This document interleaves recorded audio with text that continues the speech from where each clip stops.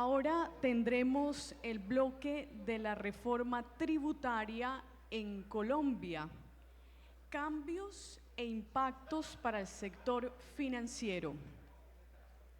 Nos acompañan en la mesa principal los honorables congresistas Iván Duque Márquez. Bienvenido, señor congresista. También nos acompaña el honorable congresista Ángel Custodio Cabrera, bienvenido, y el honorable congresista Antonio Navarro Wolf. También tendremos al doctor Ernesto Villamizar Mayarino, presidente de Credit Corp Capital Fiduciaria, y a Mauricio Vargas Linares, periodista y columnista de El Tiempo. Cedo la palabra al doctor Villamizar para que haga la introducción del módulo.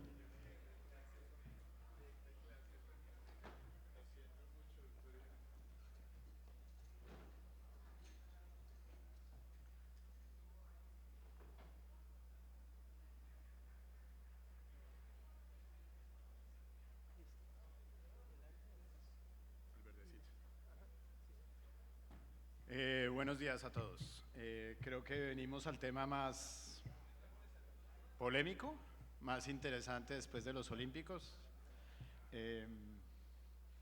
Tema reforma tributaria y el efecto que tiene el sistema financiero colombiano, especialmente en el sector fiduciario. Yo simplemente voy a hacer la introducción y voy a dejar al doctor Vargas con los ilustres senadores que nos acompañan. Pero antes de hacer ese tema, déjenme contarles quiénes somos, porque no lo hemos contado mucho en esta reunión. El sector fiduciario ha tenido un crecimiento muy importante en los últimos años. Lo que muestra la gráfica es una continua aumento en la participación en el PIB. Hoy representamos cerca del 48% del PIB. Y seguimos creciendo. Y cuando uno mira, ya lo presentó el doctor Clavijo antes, somos muy importantes en el sistema financiero colombiano, tanto que somos el mayor inversionista institucional que hay en el mercado. Y hacemos muchas cosas, mucho tipo de negocios, atendemos a múltiples sectores con múltiples servicios. Este seminario se dedica mucho más a los temas de FICS y aquí los vemos, pero cuando uno se pone a mirar la cantidad de cosas que hacemos, la cantidad de clientes que atendemos, uno ve la diversidad de productos que facilitan la vida y los negocios, como digo yo, y los crecimientos en cada uno de esos negocios es muy importante.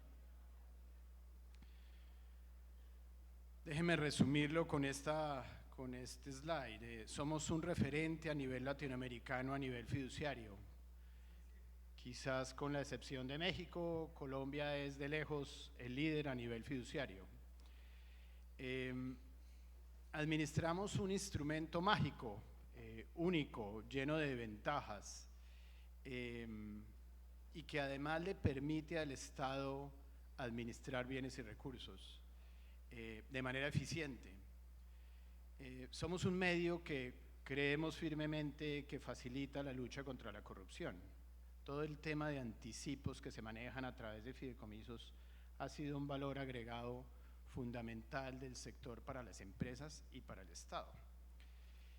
Somos en general un vehículo asociativo que reúne intereses sin necesidad de constituir una sociedad. Pero que reúne intereses de varios inversionistas con un propósito único.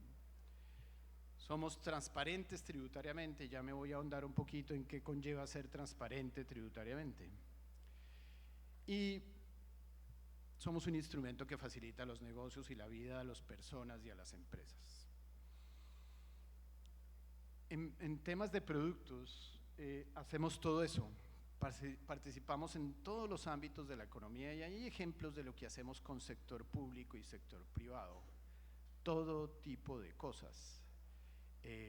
No somos muy buenos en ofrecerlo al mercado y de contarle al mercado lo que hacemos, pero vuelvo y reitero, somos un instrumento que facilita los negocios especialmente en temas del Estado, y hay ejemplos de negocios que son inmensos, todo lo que hacemos en el Estado. Generamos confianza, eso es nuestro derrotero. Y somos formales, y parte el doctor Clavijo en su presentación con el tema del 4 por mil lo planteaba. Es la necesidad de la formalidad versus la reforma tributaria que conllevaría. ¿Qué haría que fuéramos más formales todos los agentes de la economía en temas de recaudo?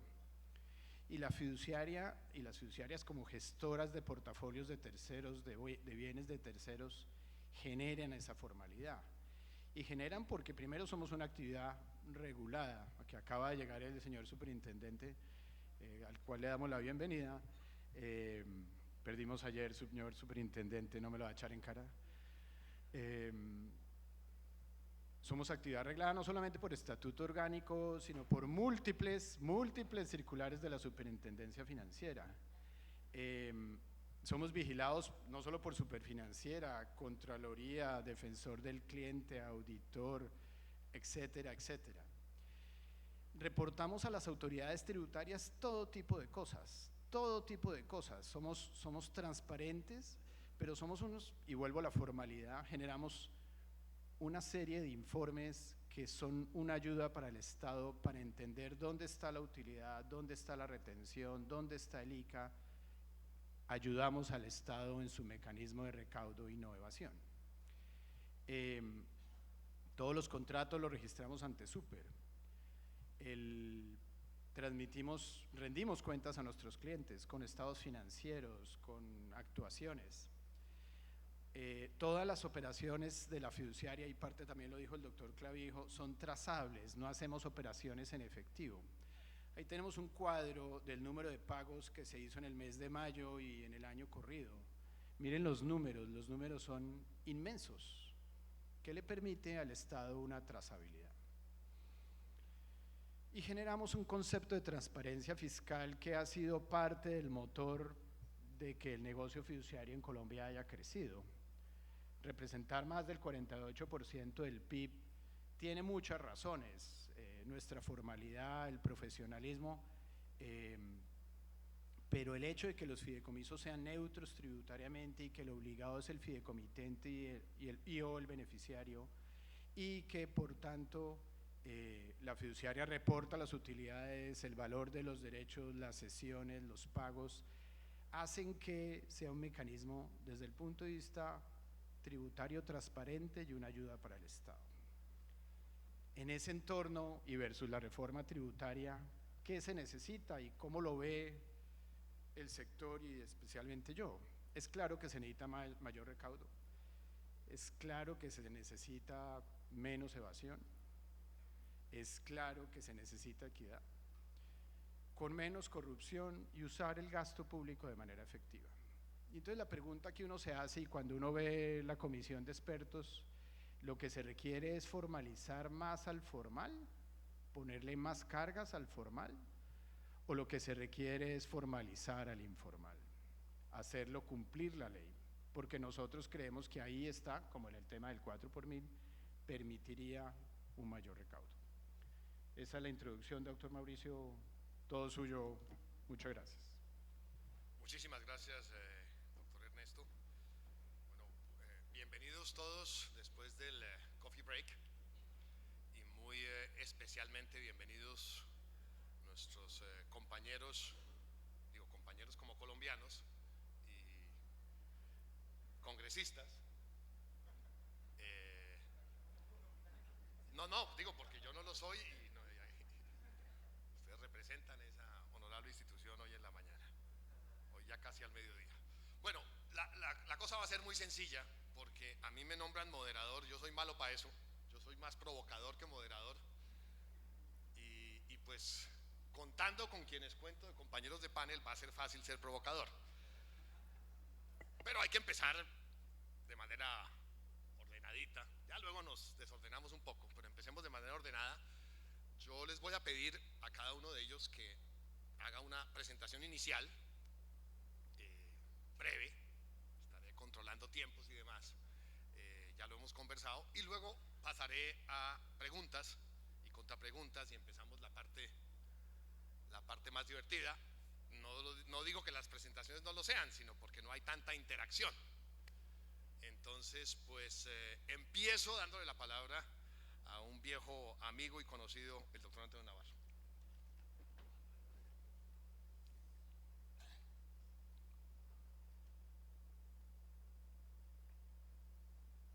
Buenos días, o bueno, sí, días todavía.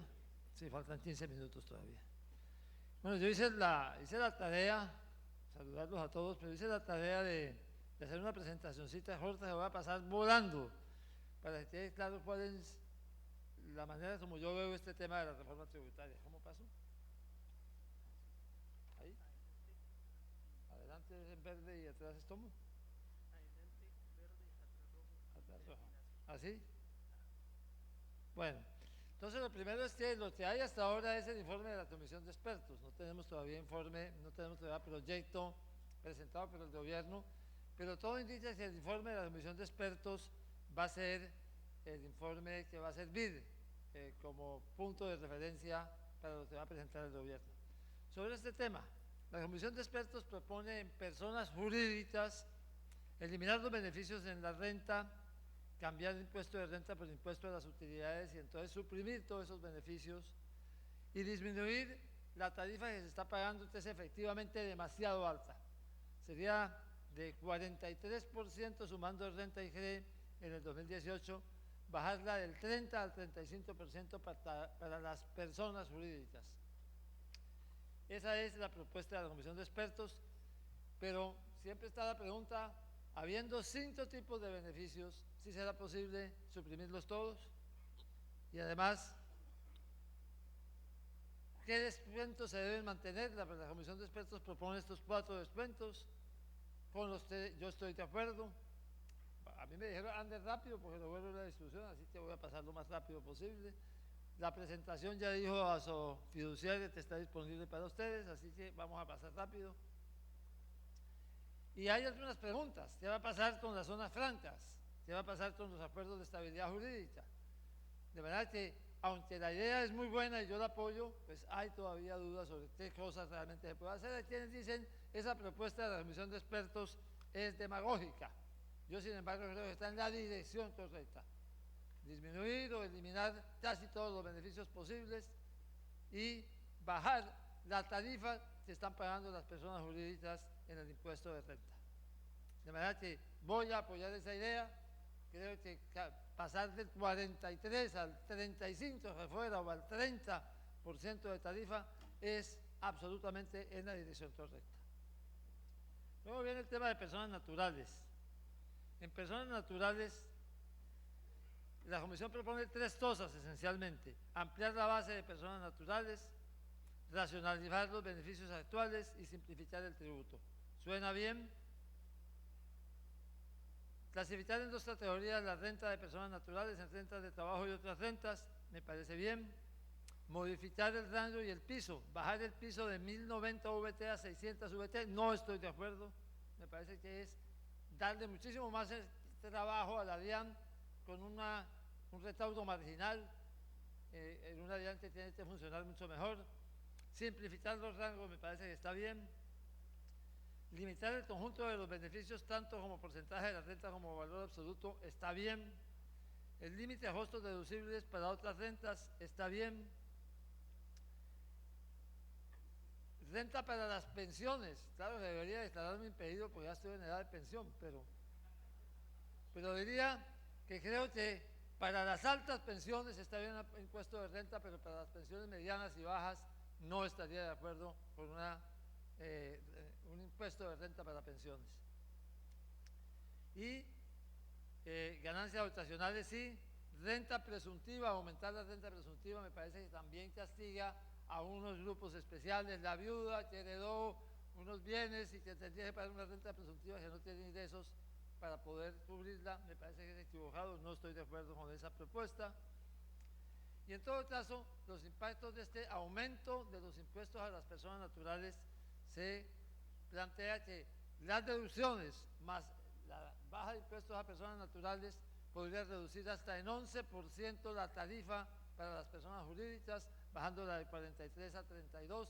En general me parece que está en la dirección correcta y hay que apoyarlo. Viene un tema que espero que no me vaya a quitar muchos votos hoy, pero estoy convencido que hay que poner impuesto a los dividendos. Ya hicimos un primer intento de poner impuesto a los dividendos en la reforma tributaria pasada, perdimos por solamente 3 votos en el Senado y creo que es la hora de que los dividendos de las acciones paguen impuesto de renta. Nuestro reto, que los empleados de las empresas paguemos renta y que los dueños de las empresas no paguen renta como personas naturales, planteando que hay doble tributación. De manera que voy a apoyar un impuesto a los dividendos que creo que debe ser más fuerte de lo que plantea el informe de los expertos. Ellos plantean que el dividendo sean parte de la renta ordinaria, pero que tenga un descuento del 20%. Por eso espero que no pierdan muchos votos, pero yo voy a plantear y a pelear allá porque sea sin descuento, que se trate como personas naturales. Si se va a bajar la tarifa de las personas jurídicas, que se grave como a cualquier ciudadano a los dividendos de las personas naturales. Y luego viene el tema más espinoso de todo, que es el IVA, que según la comisión de expertos, el IVA lo que va a plantear es que va a ser el impuesto de donde vienen los nuevos ingresos, que la rebaja de tarifas en personas jurídicas esté compensada por el aumento de impuestos de las personas naturales, y entonces el efecto sea neutro, y que los nuevos dineros, los nuevos recursos que necesitan el gobierno nacional vengan del aumento de IVA y de la transformación de IVA. Esto hay que revisarlo bien, porque este es un impuesto regresivo. Para empezar, digo que ya me opongo de entrada a ponerle un IVA del 100% a la canasta familiar, porque el efecto inicial que va a tener ese impuesto es absolutamente inflacionario, y por lo que va a recaudar es marginal. De manera que, de una vez, de entrada, no estoy de acuerdo con un impuesto que va a generar impuesto inflacionario y no va a recaudar prácticamente nada. Y estamos buscando alternativas para el IVA. Estamos tratando de ver, quiero decir que hasta ahora no es muy promisorio el campo de encontrar alternativas de impuestos que puedan generar lo que es equivalente a lo que están proponiendo el impuesto de IVA. Entonces, primero revisar todo el tema de devoluciones de IVA. Ahí hay muchas cosas que hay que revisar bien, pero creo que es un primer tema. En segundo lugar, el tema del 4 por 1000. Asobancaria, que por ahí está Santiago Castro, me dijo hace 8 días, ya Asobancaria se resignó al 4 por 1000 y dejemos eso de tamaño. Sin embargo, queremos seguir revisando el tema, quisiéramos oír la opinión que tiene Asofiduciaria sobre este tema, y de todas maneras es un tema que vale la pena revisar si es posible reemplazar por lo menos una parte del 4 por 1000 por otro tipo de impuestos que tengan que ver con IVA al sistema financiero, pero es un tema de revisión. En tercer lugar, estamos estudiando todo esto. ¿Qué efectos podría tener imponer de nuevo el impuesto de remesas al exterior?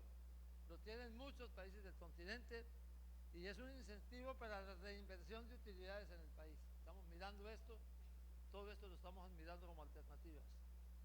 Ampliar el deber de informar para las empresas multinacionales. Creemos que esto es importante, sobre todo en el manejo de los llamados precios de transferencia, que tengan que informar no solamente las filiales en el país, sino todo el conjunto de la empresa cuando está invirtiendo en Colombia. Y esto podría también generar unos recursos adicionales. Controlar el pago de retefuente a empresas extranjeras dedicado al comercio electrónico en Colombia. Eso no se está controlando y evidentemente este es un mercado que está creciendo significativamente. Modificar la manera de gravar la propiedad intelectual. Esto es un tecnicismo, esto es una idea que están planteando una serie de expertos, entre ellos José Antonio Campo, y estamos mirando lo que podría producir como alternativas. Como les digo, no se ven perspectivas de poder reemplazar mucho IVA, pero haremos el esfuerzo por reemplazar tanto como sea posible por alternativas como las que aquí se han presentado. Hacer exigible el paz y salvo de impuestos a quienes contratan con el Estado. Esto era viejo, pero eso hay que hacerlo exigible, porque no es posible que contraten con el Estado quienes no han pagado sus impuestos oportunamente. De manera que así como hay que presentar pasado judicial, que presenten también paz y salvo quienes tengan contratos con el Estado.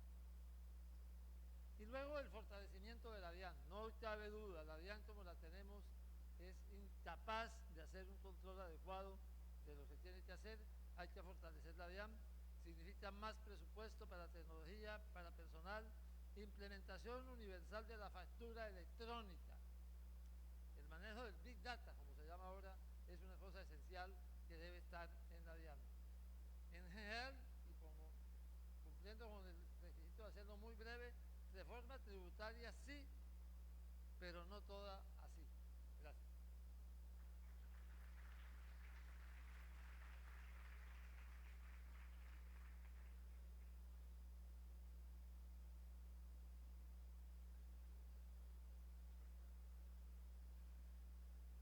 Bueno, ha cumplido rigurosamente el doctor Navarro con su tiempo. Le doy entonces la palabra al doctor Ángel Coston. Gracias, muy buenos días para todos.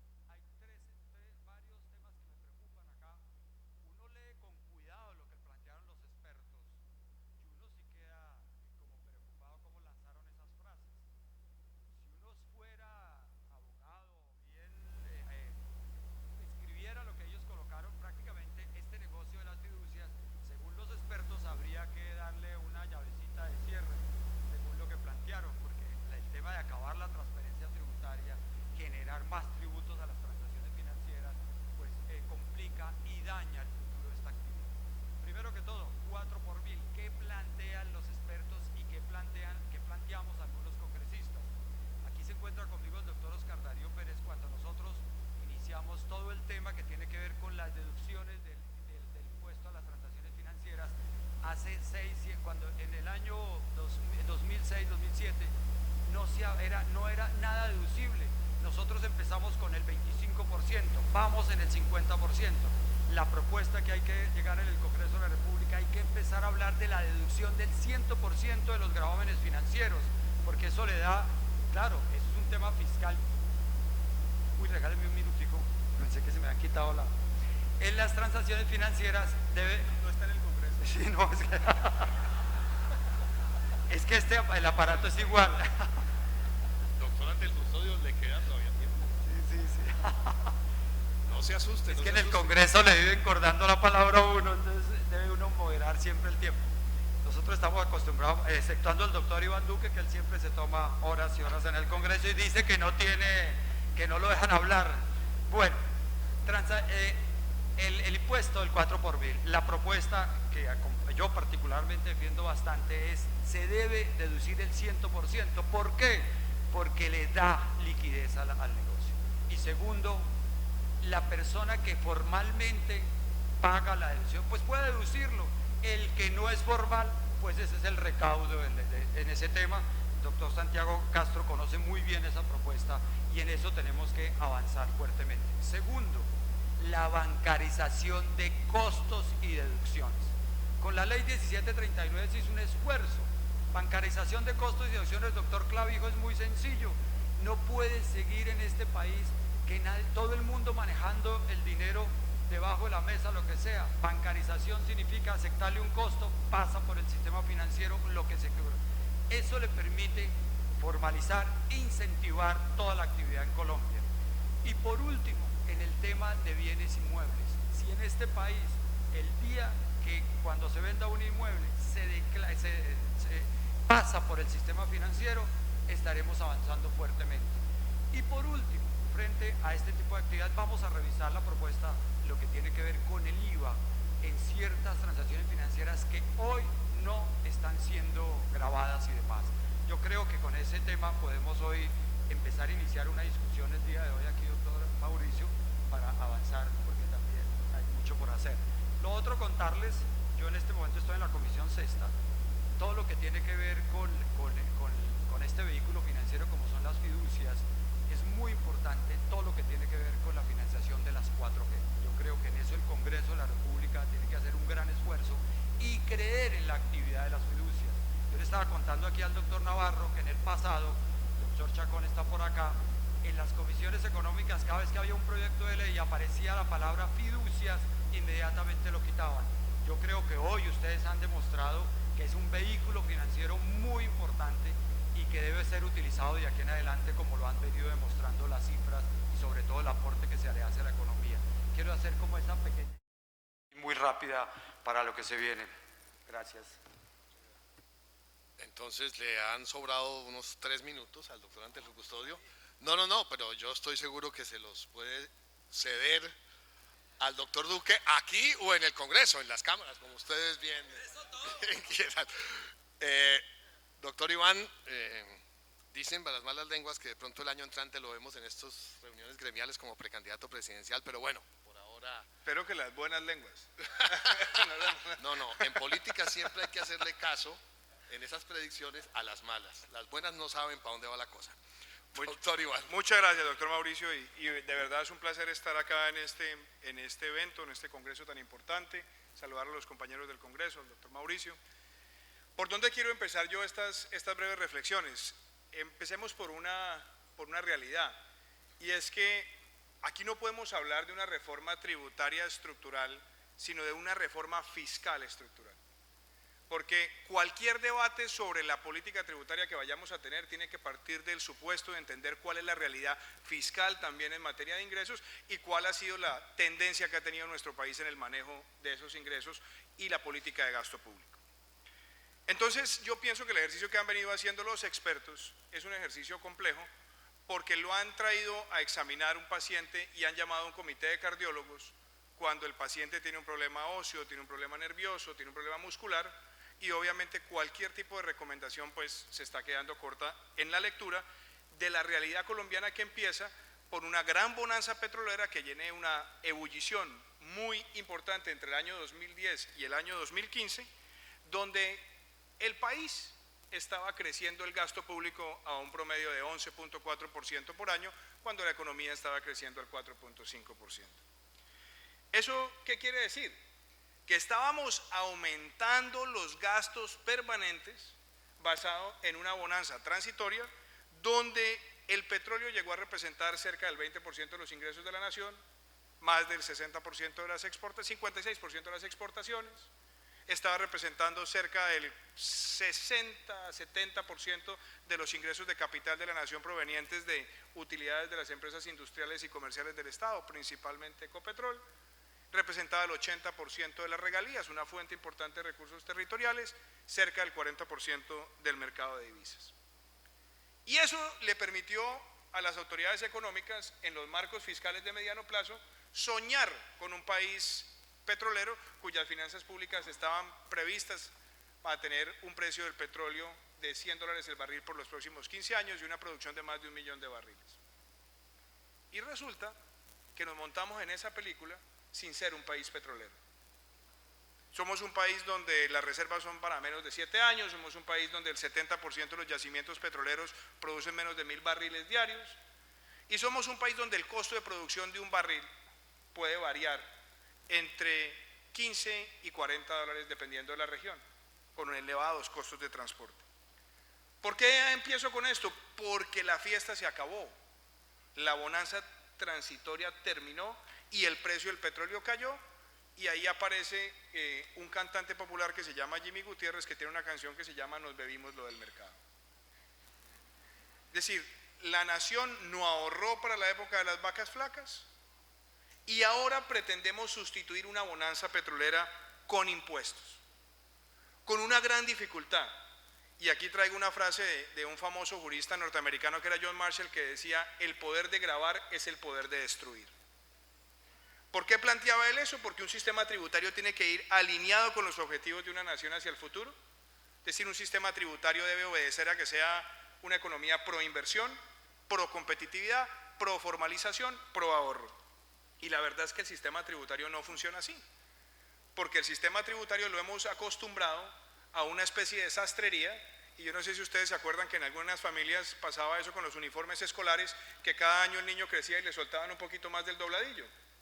Entonces, acá tenemos una política tributaria que se ha venido siempre expandiendo en función del gasto y no en función de los grandes objetivos económicos del país.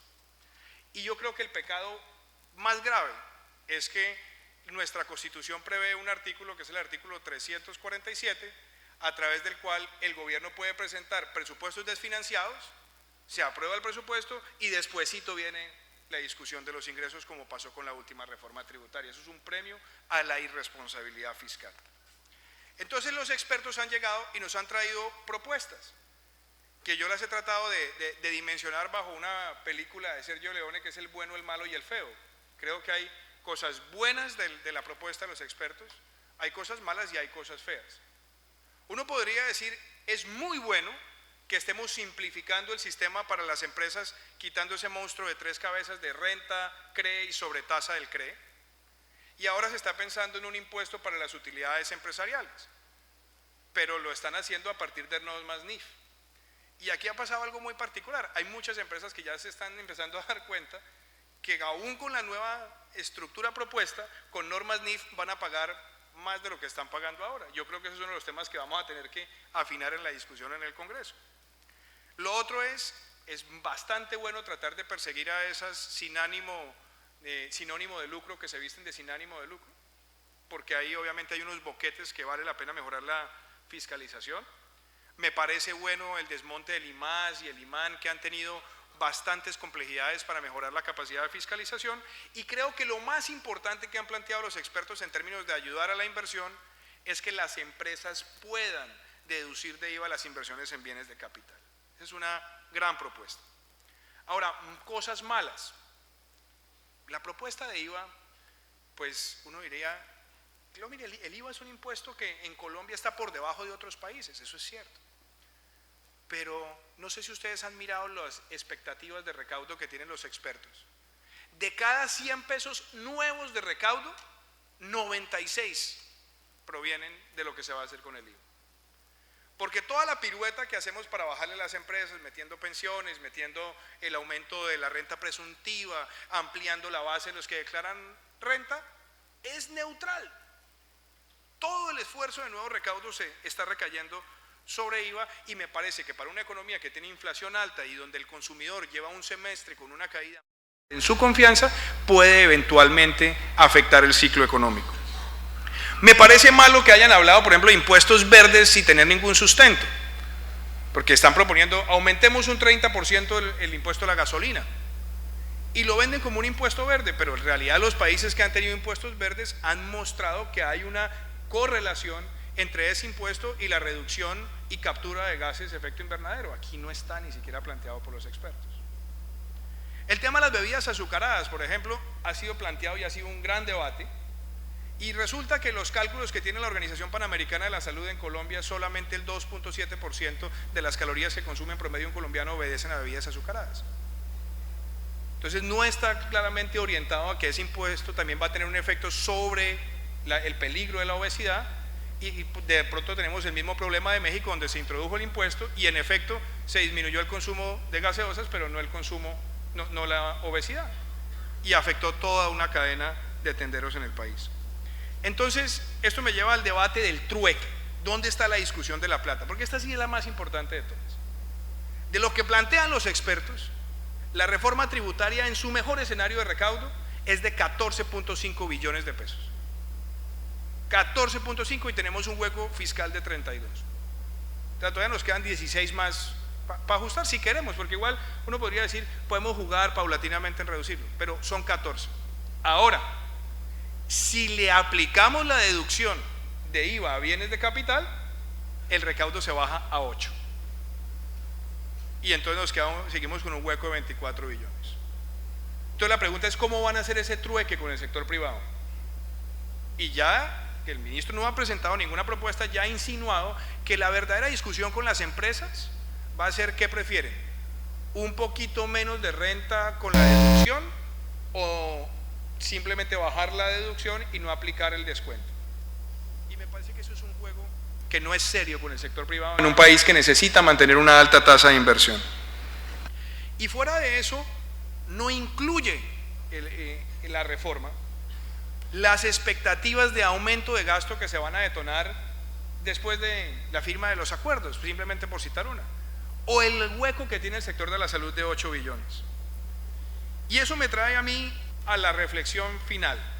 El marco fiscal de mediano plazo que ha presentado el gobierno le deja la gran responsabilidad a la próxima administración entre el año 2018 y el año 2020 de hacer un ajuste de 2.5 puntos del PIB, en un momento donde vienen una gran cantidad de expectativas sociales, donde no se ha hecho la reforma pensional, que también es determinante en materia de gasto público.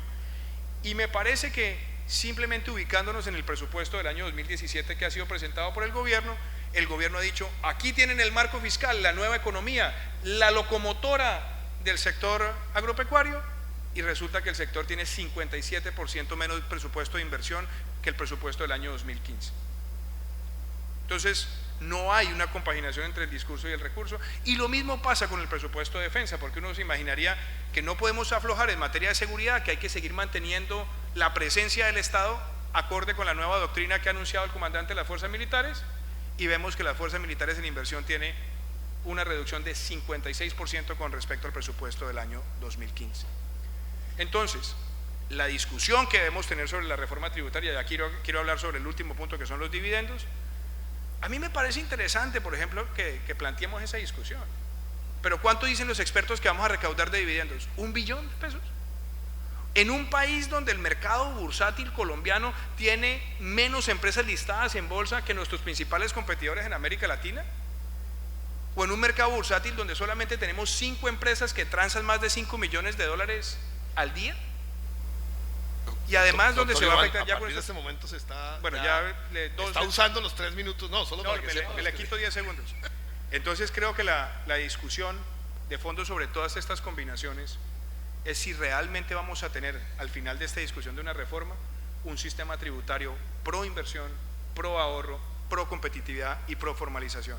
Desafortunadamente, la combinación que tenemos acá, y donde el recaudo está concentrado en IVA más que en cualquier otros impuestos, no parece que va alineado con esos objetivos. Muchas gracias.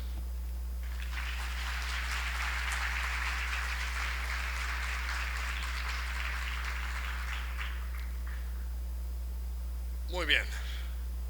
Creo que nos ha quedado claro el qué. Han hecho los tres muy bien la tarea de hablar del qué, es decir, del contenido de la reforma. Pero estamos hablando en el aire, porque así como no hay fecha para el plebiscito, no hay fecha para la reforma.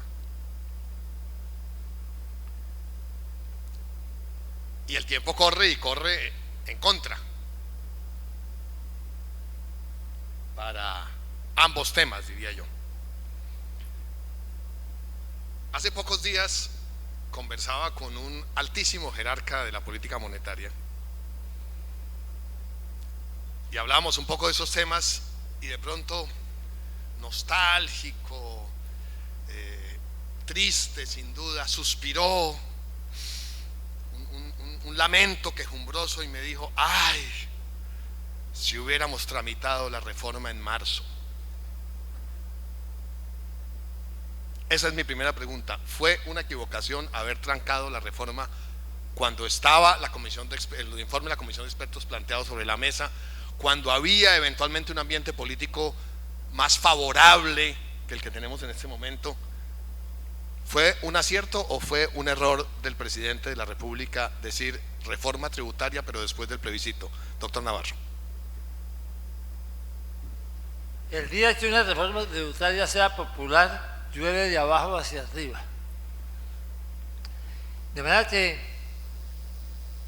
de todas maneras, la reforma va a tener un costo político, no cabe duda, pero también tiene más reversa una moto que la reforma tributaria.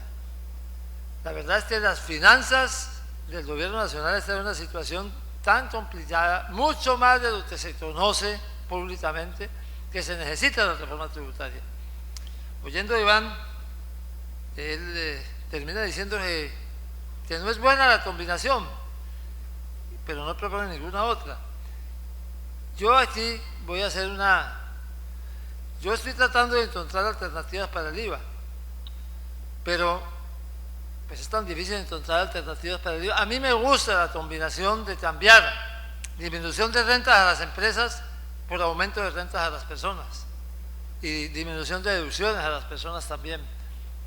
A las empresas. O sea, la combinación que está en el informe de los expertos me parece buena, pero eso me está llevando a una situación muy complicada, Mauricio, y es que vamos a terminar dándole la razón a Sergio Clavijo, porque es lo que va a pasar con su tema del IVA. Yo diría que de todas maneras va a haber reforma tributaria, va a ser por mensaje de urgencia, vamos a tener que trabajar lunes, martes, miércoles y jueves el doble de lo que trabaja el Congreso, para poder tener la lista entre octubre y diciembre de este año, porque creo que no hay alternativa distinta. Doctor Ángel Custodio. Digamos, no puede uno negar el problema técnico, entre comillas, que tenemos con un tema de reforma tributaria. Efectivamente, el tiempo no es el mejor y ha habido una conjugación de hechos muy fuertes. O sea, el gobierno anunció que era el 20 de julio, luego ahora no se sabe con exactitud. Yo creo que esto no puede pasar del 15 de septiembre, es una percepción personal, y obviamente el gobierno tendrá sus tiempos y movimientos y el Congreso dará respectivos. Mi candidato presidencial aquí a la derecha, para él eso va a ser un pupitrazo total, me anticipo a las palabras de él. Yo creo, doctor Mauricio, que efectivamente aquí va a pasar una vaina muy curiosa. Yo dije anteriormente que esto se ha venido socializando y en el ambiente la gente dice que no. Cuando presenten la reforma ustedes van a ver lo que va a pasar. Aquí lo único fuerte que va a cambiar es el concepto de utilidades empresariales. Ese tema que inicialmente iba trabajando hoy, creo que eso no viene por una sencilla razón. Las normas contables versus normas tributarias hoy está por definirlo muy delicado. Los contadores sabemos que el tema de amortización, de depreciaciones, inventarios y demás plasmado en normas tributarias es muy complejo. Entonces la reforma se ha venido acomodando, entre comillas, a todo lo que todo el mundo ha venido esprozando en todos los escenarios políticos, en todos los escenarios técnicos. Ya todo el mundo sabe qué va a pasar porque ha habido un punto de referencia. Por eso el gobierno dice, vamos a tener un tiempo prudencial y demás, y como dice mi compañero Antonio, pues toca trabajar lo que sea suficiente. Las comisiones económicas así lo harán. Entonces yo creo que estamos forzados, y esto tiene un tiempo, para mí es 15 de septiembre, porque socializar después lo que se presenta el gobierno siempre habrá complejo, sobre todo en el Senado de la República, donde el gobierno arranca menos 29 votos para cualquier tema del gobierno. Entonces es complejo la situación, pero yo creo que el tiempo está muy fuerte y usted lo acabó de decir. ¿Pero se equivocó el presidente? ¿O acertó en aplazar? No, yo no me atrevo a catalogar, el doctor Duque lo va a decir. Doctor Iván. Muchas gracias, y le agradezco aquí a mi jefe de debate todos los elogios. Yo creo que los antecedentes de América Latina muestran que las reformas estructurales en los países que han sido exitosos se han adelantado en los momentos de mejor ciclo económico. La reforma estructural que hizo Chile la hizo en un momento donde la economía estaba creciendo por encima del 5%. La reforma fiscal y tributaria que hizo Pedro Pablo Kuczynski en Perú hace 12 años también lo hizo en un momento de alto crecimiento, de ingresos importantes para la nación. La reforma que promovió en su momento Agustín Carstens en México también fue así. Entonces yo creo que el error aquí ha estado tratar de hacer una reforma estructural en la época de las vacas más flacas. Y lo debo decir, aquí ha habido unos errores de carácter político, porque el gobierno ya sabía que esto estaba incubado desde hace más de un año. Y cuando vino la discusión de la reforma tributaria pasada, donde se sabía que tenían que tocar el tema de IVA, no se hizo para no afectar las elecciones regionales. Y ahora llevamos desde el mes de diciembre del año pasado conociendo un reporte de los expertos, que además a uno le da vergüenza que se filtró el reporte, y eso, mejor dicho, salieron a decir que ese reporte olía feo, que eso era algo que no comprometía al gobierno. Ni siquiera hubo una reacción del gobierno al documento, que era quien lo recibía. Lo lógico era que el que primero reaccionara al documento fuera el propio gobierno, pero ni siquiera eso nosotros lo conocimos. Y ya llevamos 8 meses del año sin conocer una sola propuesta del Ministerio de Hacienda, y el temor que a mí me da no es solamente el pupitrazo, es que una reforma estructural en estas complejidades no se puede dar en 8 semanas en el Congreso de la República. Pero vamos al fondo, que es el dinero también, porque el gobierno ha dicho, no, es que esto es estructural, aquí la plata no es el determinante. Bueno, si no es el determinante, entonces no hay problema, discutámosla desde ya. Pero si el problema es cerrar un hueco de 32 billones de pesos, y Antonio me dice, entonces proponga usted la suya. Bueno, pues es que me toca proponerla en función del tamaño del hueco. Y resulta que la propuesta de los expertos frente al tamaño del hueco, el 96%, y apenas cierra 16 billones o 14 billones, es 96% de nuevo recaudo IVA. Todo el esfuerzo para bajarle al sector privado son piruetas donde entra impuesto a pensiones, aumento de dividendos, aumento de la base que empieza a pagar renta a partir de 3 salarios mínimos. Y eso es neutral. Semejante cantidad de instrumentos que pueden ser impopulares, es neutral. Es decir, todo el nuevo recaudo está concentrado en IVA. Entonces ahí empecemos a hablar de opciones. Sin duda alguna acá tiene que empezar un achicamiento del Estado. Es que entre el año 2000, y esto yo creo que ustedes oigan esta cifra, entre el presupuesto del año 2013 y el presupuesto del año 2014, la expansión fue de 17 billones de pesos, 2 puntos del PIB. Entonces, o adelgazamos un poco el Estado con el ánimo de generarle también por la vía de la reducción de impuestos a las empresas más inversión y creer en una reforma que sea pro crecimiento, o le vamos a poner es un salvavidas de plomo a la economía, porque no va a aguantar el sector privado con la carga que tiene, más el costo país, y una clase media que se le está aumentando por la política también necesaria de control de la inflación en el manejo de la tasa de interés, se le está cayendo la confianza y que necesitamos recuperarla. Con una inflación que ya somos la medalla de plata en inflación, disputándola con Brasil, en las Olimpiadas de las cifras macroeconómicas de la región. Somos la medalla de oro en déficit fiscal, somos la medalla de oro en déficit de cuenta corriente. Entonces, yo lo que sí creo, doctor Mauricio, es que es irresponsable someter un país a este juego en un año. Y yo creo que sí hay un costo político que el gobierno no lo puede ocultar, y es que cuando debió abrir un debate con sus propias propuestas y sus propias lecturas de la reforma, pretendió no hacerlo porque la reforma tributaria está secuestrada en La Habana. El doctor Navarro nos dijo la situación es mucho peor de lo que en general la gente cree. Eso coincide con información que yo he venido recogiendo. Nos han hablado mucho de un hueco fiscal de 30, 32 billones y alguien me dijo, claro, 30 o 32 billones con cálculos del gobierno trabajados sobre un dólar a 2.800, 2.850 y un precio del petróleo a 55.60 o hasta un poco más. El dólar está mucho más caro que esa cifra y el petróleo mucho más barato.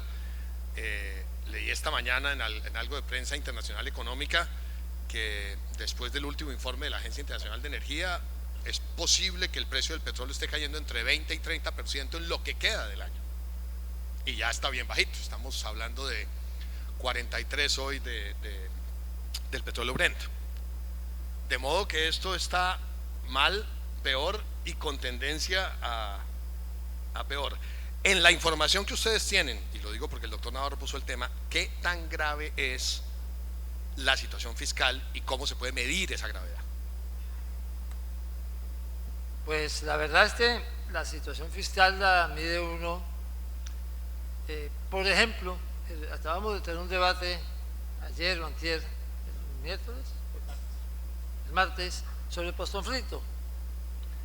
Y en postconflicto, claro, hay todo tipo de cifras, ¿no? Eso hay postconflicto entre los Lloyd, postconflicto en Chevrolet, postconflicto entre los cuatro. Pero en todo caso hay una cosa que es fundamental: el postconflicto tiene que ser financiado en su etapa inicial con una cosa básica. Si no hay una presencia integral del Estado en el territorio de donde salen las FARC, desde el día 1, pues simplemente una BACRIM o el ELN va a ocupar el espacio que dejan las FARC. Y eso requiere una inversión básica que no es muy grande. En los cálculos que yo he hecho en el primer año requiere apenas, dentro de todas las cifras que hay de postconflicto, 1,5 billones de pesos. Y hasta donde yo sé no han podido reunir el 1,5 billones de pesos en el presupuesto de este año. Quiere decir que sí hay una situación fiscal complicada. De verdad que yo diría que inexorablemente, quiéralo o no lo quiera, este gobierno o el que viene va a tener que hacer un recorte de gasto grande. No hay nada distinto, no hay una posibilidad ni siquiera con los datos que estamos manejando aquí. Efectivamente estoy de acuerdo, si el hueco fiscal es de 32 billones y en el mejor de los casos, con todo lo del IVA que no nos gusta, va a recaudar 15 billones o 16 billones máximo, pues te da otro hueco igual a lo que recauda. Y eso no lo puede llenar con más deuda, va a tener que obligatoriamente hacer un recorte de gasto y de inversión. No hay alternativa.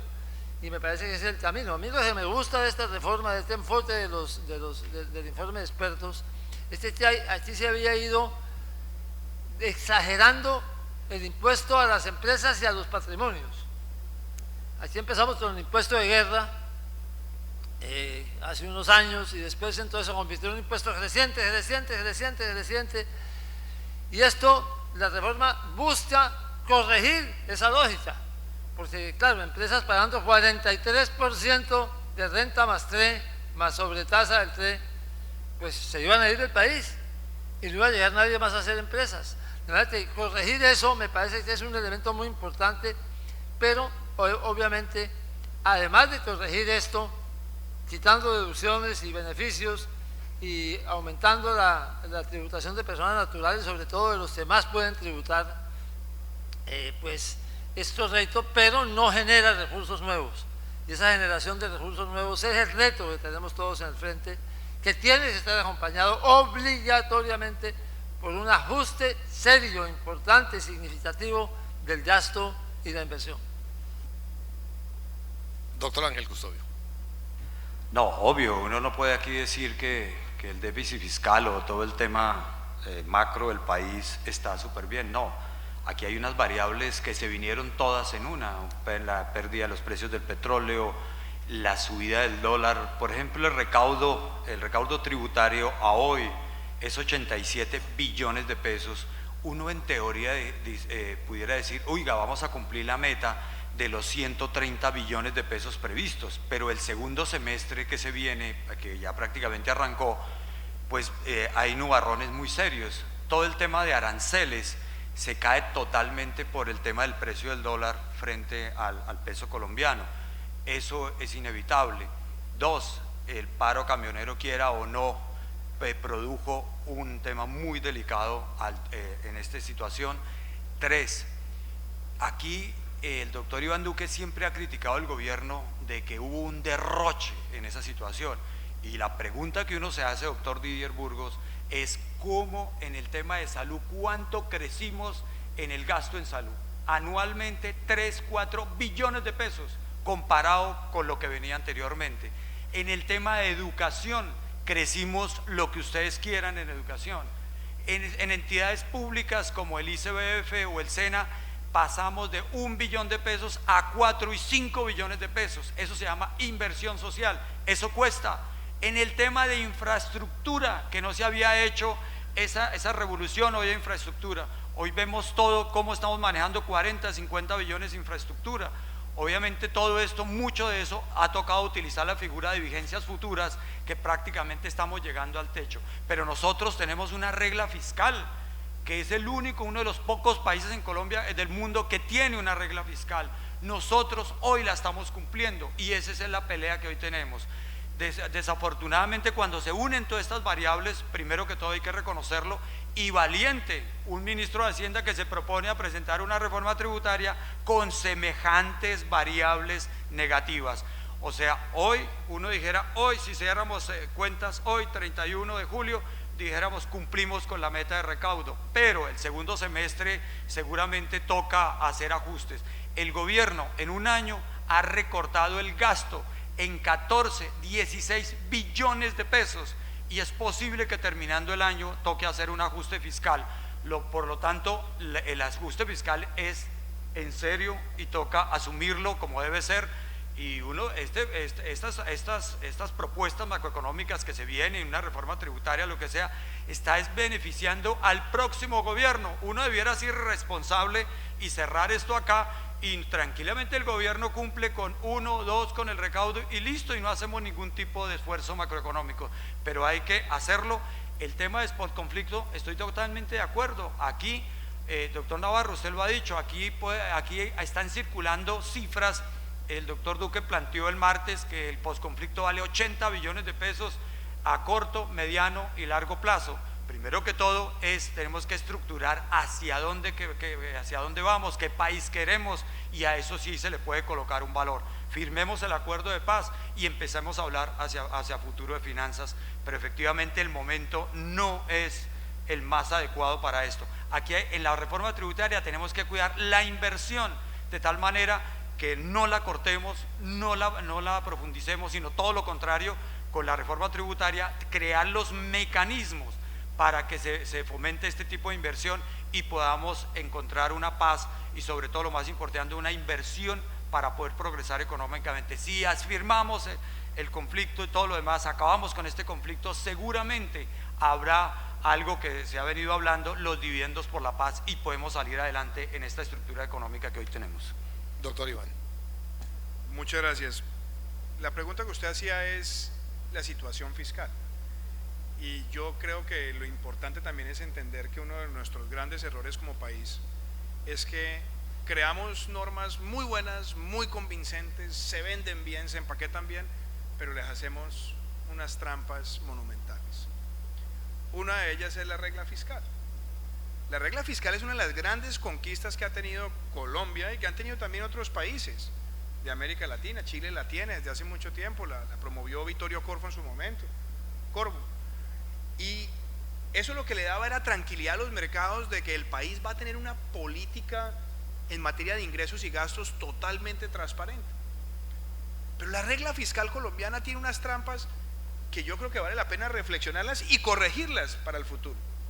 Porque en el fondo el ministro de Hacienda anuncia todos estos recortes, austeridad inteligente, todas estas cosas, y todas las noches le reza a San Judas Tadeo para que el precio del petróleo vuelva a subir a 80.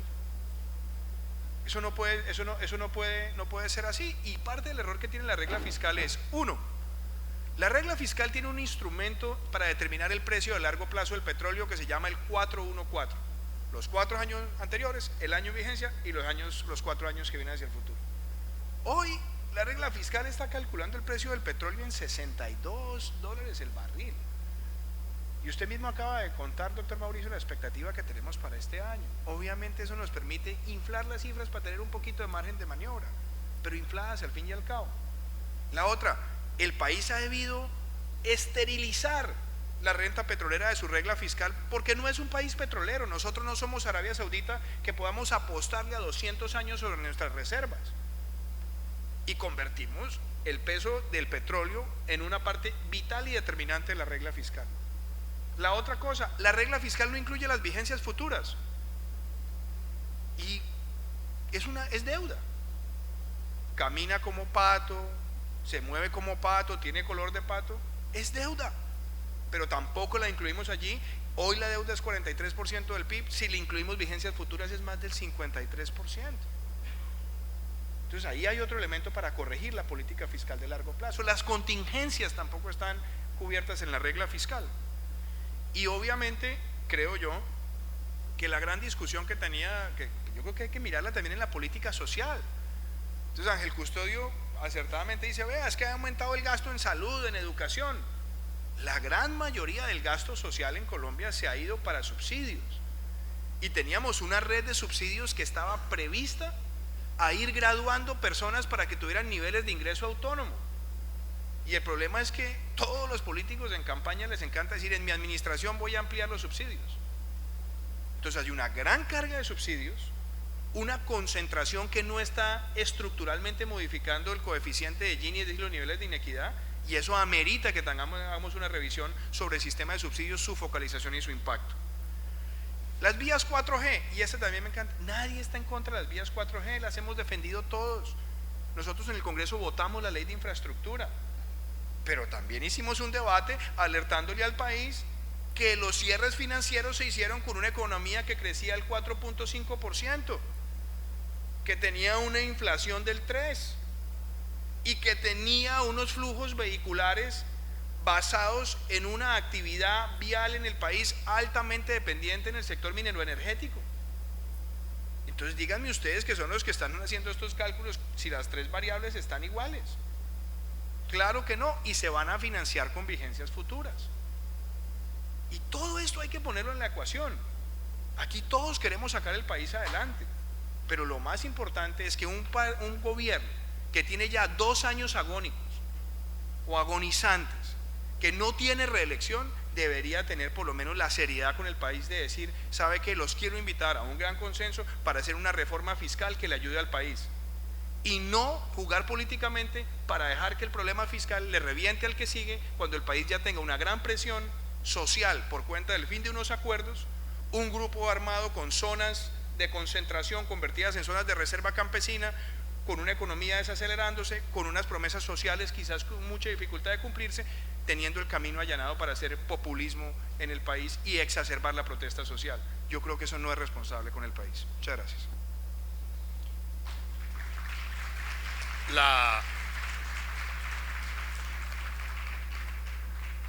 La siguiente pregunta es muy directa y ojalá recibamos respuestas de sí o no, más allá de la argumentación. Claro está que es bienvenida. Mirando lo que publicó el diario El Tiempo en las últimas horas sobre el proyecto de presupuesto, hay una reducción del presupuesto de inversión que efectivamente estuvo creciendo los 3-4 años anteriores. Y aquí hay una reducción grande de 40 billones. Ya se han reducido 4 billones en la ejecución de este año. Hay una reducción de 40 a 30 billones. Funcionamiento sigue creciendo al 7%. Y digo sigue porque ha venido creciendo, bueno, hubo años en que creció al casi 15% funcionamiento. Me baso en la publicación del Tiempo de hoy. Y efectivamente uno lo que ve es nuevas entidades, un listado largo de nuevas entidades, nuevas agencias. Apenas este año adelgazaron un poco la Casa de Nariño, que había engordado bastante en estos años. Y claro, uno se hace una pregunta frente a lo que dice el doctor Ángel Custodio. Esa inversión en salud, que es gasto, mucha de ella es gasto. Esa inversión en educación, mucha de ella es gasto. ¿Cuánta se fue efectivamente en inversión y cuánta se fue simplemente en contratos, asesorías, en nóminas paralelas, en mucho de lo que estamos viendo? La propia Casa de Nariño tiene algunas agencias adscritas con unos presupuestos y unas asignaciones y una cantidad de contratistas que alucina uno un poquito mirando eso. Todo esto para hacerles esa pregunta de sí o no, repito, bienvenida a la argumentación, sobre si no ha sido esta administración una administración un poquito manirrota, un poquito despilfarradora, y ahora estamos pagando esa cuenta, más allá de problemas estructurales, internacionales, de un muy difícil momento, etcétera, etcétera, etcétera, pero que aquí no ha habido el rigor que requerían las circunstancias frente a todo eso, doctor Navarro. No, la respuesta es sí, evidentemente sí, pero pues hay otras cosas. En el presupuesto nacional, el primer rubro individualmente considerado es servicio de la deuda. El segundo, pensiones. Nos está costando casi 40 billones de pesos el subsidio a las pensiones, y eso no le llega a los pensionados de un salario mínimo. Les llega, eso es el producto de los pensionados de 15 millones de pesos, de 18 millones de pesos, a la gente de las altas cortes, a los congresistas, a las altas pensiones de este país. Entonces, esto no es solamente un recorte de gastos, que hay que hacerlo inexorablemente. Seguramente Santos va a tratar de dejárselo al próximo gobierno, se va a agachar y bueno, evidentemente que llegue a ser el recorte del próximo gobierno. Yo no sé por qué hay tanta gente con ganas de ser presidente en realidad. Se mueren de ganas de irse a meter en un lío, pero bueno, yo ya por lo menos ya lo intenté, ya sé como la zorra y las uvas, que esas uvas están verdes y sobre todo que son no solamente verdes sino medio pasadas. Pero hay que hacer más cosas. Repito, porque 40 billones de pesos en subsidios a pensiones, a altas pensiones, eso tiene que corregirse con una reforma pensional que ya no es más semanas de cotización o mayor edad, sino una transformación del régimen de pensiones al que se ha opuesto, por ejemplo, de manera tan sistemática las altas cortes del Consejo de Estado. Hay necesidad de hacer una serie de cosas que disminuyan el exceso de gasto y sobre todo el gasto que no es un gasto progresivo, que no es una inversión social, como este tema concreto que podemos decir de pensiones. Y por supuesto hay que reducir el tamaño del Estado, no hay alternativa.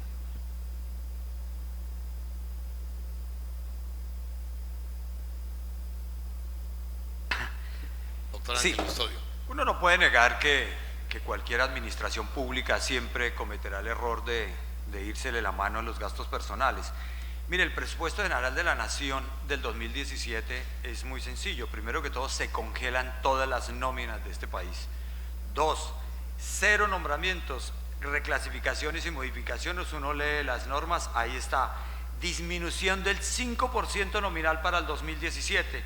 Los servicios personales indirectos presentan una disminución del 5%. O sea, este presupuesto viene totalmente ajustado. Y comparto totalmente lo expresado por el doctor Antonio Navarro. El tema pensional, definitivamente, si no tomamos una decisión desde el Congreso de la República, a mí lo que me preocupa, y fue las últimas palabras de él, es qué va a hacer la Corte Constitucional o las Cortes cuando uno vaya a gravar las pensiones de mayores de 10, 15 millones de pesos. Ya sabemos el resultado, es increíble, lo vi con el IMAS y más. Lean la sentencia. Es como un magistrado, y ojalá no me graben aquí porque quién sabe dónde termino, de la noche a la mañana terminaron recibiendo unos beneficios, o sea, legislaron en propia, y eso está afectando terriblemente las finanzas. Si uno coge el tema pensional, doctor Didier, que usted dijo que iba a encabezar la tarea para el tema pensional, es delicado, y es un tema que uno queda como atado de qué podemos hacer frente al tema pensional. Es delicado. Todo el mundo dice que es que los congresistas van a recibir las pensiones. No, eso se acabó hace muchos años. Fueron los excongresistas que tuvieron esos benditos beneficios, y si nosotros políticamente no tomamos una decisión, estamos fregados. Ese es el grueso del tema. Y el tema de deuda en este presupuesto no podemos nosotros negarlo con frente a todo el cambio de moneda, no lo podemos negar. Y efectivamente, si aquí se inicia tomar unas sanciones drásticas frente a los gastos generales, como está planteado en el presupuesto general de la Nación, y efectivamente hubo errores, y lo digo públicamente aquí, de que se han cometido en estos 2-4 años anteriores, como lo han hecho todas las administraciones, porque a veces creemos que solamente es la actual administración que ha ocupado esa situación. No, es muy tentado cuando uno tiene recursos empezar a hacer cosas más allá. Eso digo, mi amigo Mauricio. Muy bien. Yo tengo una última pregunta. Pero déjeme, yo termino la anterior. Sí, Caramba, debe ser Vea, los 3 minutos. véale, hago esta reflexión porque ustedes tocan acá la calidad del presupuesto. Hay algo muy diciente. El Ministerio de Hacienda, cuando presenta el informe de presupuesto, lleva 3 años consecutivos o varios años más diciendo que el 60% del presupuesto de inversión no es para inversiones económicamente productivas. Eso quiere decir que en el presupuesto de inversión, para complacer ese prurito constitucional de aumentar la inversión social, metemos gastico de funcionamiento para que se vea de inversión. Y eso no es bueno para una política presupuestal. Por eso nosotros hemos planteado mejorar esa reclasificación y poder demostrar exactamente que el presupuesto de inversión cumple con esa finalidad. Obviamente este país le ha hecho mucho daño que el sistema de las Cortes termina legislando sin calculadora, sin marco fiscal, tomando decisiones garantistas que no tienen ni siquiera un sustento financiero. Y eso obviamente afecta estructuralmente las finanzas públicas. Tema de salud que lo tocaron acá. Y yo lo ligo también con el tema de pensiones. Es que el cáncer que nosotros tenemos en nuestra economía se llama la informalidad. Y para vencer la informalidad necesitamos un sistema económico con más empresas que genere más empleos formales. Y el sistema tributario conspira contra ese propósito. Aquí está el doctor Santiago Montenegro y a su fondo nos dice: en Colombia hay 21 millones de personas ocupadas, solamente 7 contribuyen a pensión y salud y menos de 12 pensionan. Eso es una informalidad a largo plazo de más del 90%. Y esa informalidad refleja en el sector de la salud. Es que cuando hicimos la gran reforma a la salud, la meta que tenía el país era tener 70% de la población en el régimen contributivo y 30% en el régimen subsidiado, y es al contrario. Tenemos 12 millones de compatriotas en el campo y el 80% está en el régimen subsidiado de salud. Eso no lo podemos corregir con gasto público. Eso se requiere es con una alta tasa de inversión y con un sistema económico volcado a generar más empresas. Por eso la discusión del sistema tributario no la podemos tomar alegremente simplemente para llenar el huequito de ahora, sino si el sistema tributario realmente va a conducir a enfrentar esa informalidad con mejores empresas, con más generación de puestos de trabajo estables y permanentes. Y la calidad del gasto también me parece que es una importante ecuación, porque aquí uno mira los últimos 6 años simplemente con la evidencia, no le pongamos a esto ningún tipo de sesgo político. Los ingresos de la nación se aumentaron en un 56% entre el año 2010 y el año 2014 y seguía siendo insaciable. Seguíamos teniendo huecos fiscales de más de 14-15 billones en los últimos 2 presupuestos. Eso lo que demuestra es, bueno, si estamos gastando tanto, ¿qué efecto estamos teniendo? Y en el mismo periodo, el coeficiente de Gini quietico, estático. Entonces, tampoco ese aumento del gasto social está generando la equidad que nosotros queremos como país. Y por eso yo creo que la gran invitación que tenemos que hacer es: redefinamos bien las reformas que el país necesita hacer. La reforma pensional, 6 años carameleando al país con la reforma, y se podían llegar a consensos. Yo mismo participé en nombre de mi partido en un debate en Asofondos hace 2 años, donde dijimos, estaba el doctor Didier Burgos, y dijimos, pongámonos de acuerdo y tratemos de corregir las cosas que no funcionan en el sistema. Esa competencia entre los dos regímenes no es buena, porque está premiando con subsidios en el régimen de prima media a los que están en la parte alta, que tienen mejor poder de cotización en los últimos 10 años de su vida laboral. Entonces yo creo, y esta es la invitación, yo creo que la gran conclusión de todo esto es dónde está la responsabilidad con el país de una administración que debería poner estos temas sobre la agenda y que estamos dispuestos a discutirlos, pensando en el futuro del país. Pero ya no más cálculo político, porque el problema es que toda la confluencia de presión social, de presión económica, de circunstancias adversas que se puedan seguir presentando en el ciclo de materias primas, va a conspirar con un país en situación de posacuerdo, posconflicto y post-Santos, que nos puede llevar a tener grandes dificultades de gobernabilidad si no aprovechamos el tiempo que tenemos ahora en estos 2 años que nos quedan. Pregunta corta para una respuesta final corta, porque ya estamos ya estamos pasados de la hora. No por cuenta de ustedes, que han sido muy juiciosos con el tiempo, sino porque recibimos el testigo un poquito tarde. Pero bueno, aquí estamos. Lucha contra la evasión.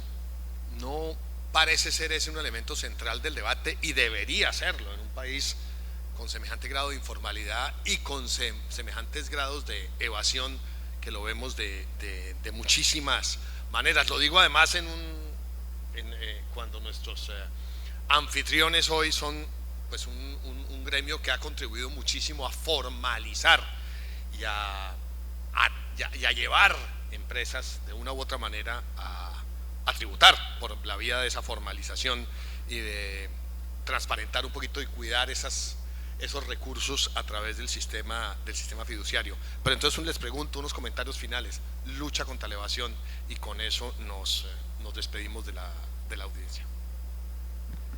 Lucha contra la evasión necesita fortalecer la DIAN. Ahí vamos aquí a una especie como de contradicción. Hay que aumentar el tamaño de la DIAN y hay que mejorar su tecnología, pero no hay lucha contra la evasión sin que el instrumento de control funcione mejor de lo que está funcionando hoy, sea más fuerte y tenga más músculo. Por favor. Uy, estuvo muy corto el doctor. Muy sencillo. Efectivamente, ya hablé anteriormente el tema de normas antievasión. Efectivamente, el fortalecimiento de la DIAN, todo lo compartimos, no hay nada que hacer. 2, algo que a muchos colombianos en todas las reformas les da miedo, susto, y sobre todo en el Congreso de la República, la penalización. Si nosotros en este país no lo hacemos, eso suena porque dicen que es que vamos a penalizar a los formales. Pues claro, los formales estamos hablando de una evasión de 10.000, 20.000 millones de pesos, pero ese tema hay que discutirlo tarde o temprano. La bancarización de costos y deducciones, mire, esa es la única manera fuerte contablemente de que esto funcione en este país, las normas anti-evasión. 3, controlar el precio de bienes inmuebles en este país. Y por último, algo muy importante, tiene que ver con todo lo que tiene que ver con las normas hoy para el tema de controlar los precios de transferencia, que ya desde la ley 1607 lo hicimos. El tema de normalización, el impuesto de normalización, que creamos hoy esa figura, la gente no lo aprovechó, pues toca empezar. Yo creo que la DIAN hoy tiene todos los recursos para llegar a sitios donde no lo hace, y podemos avanzar. Ya la Corte Constitucional le dijo, no más amnistías tributarias. Mensaje para todo el mundo. En todas las reformas tributarias siempre colocábamos 2 artículos, doctor Mauricio. 1, si usted está atrasado, pague ahora sin interés ni nada. Eso se acabó, por lo tanto de aquí en adelante se debe cumplir en ese sentido. Yo creo que con eso muy rápido. Gracias. Doctor Iván. Sin duda alguna los expertos han planteado el tema del fortalecimiento de la DIAN y lo han hecho bien. La DIAN tiene una presencia en menos de 50 municipios del país. Obviamente hay que mejorar la capacidad, su presencia, sus instrumentos de monitoreo. La DIAN también tiene una densidad de funcionario de fiscalización por número de contribuyentes baja con relación a México, a Chile, a Perú. Entonces yo creo que esa densidad aumentarla y fortalecerla está bien, pero también nos toca romper un paradigma, y es que la DIAN es muy buena fiscalizando al que paga. O sea, la DIAN casi no fiscaliza al que no paga, ¿no? Los instrumentos coercitivos y de monitoreo y de llegar a donde el que no paga pues son prácticamente inexistentes, y ahí es donde está también el foco de evasión. Ahora, pero no podemos hablar de evasión, y vuelvo al tema del cáncer, la informalidad.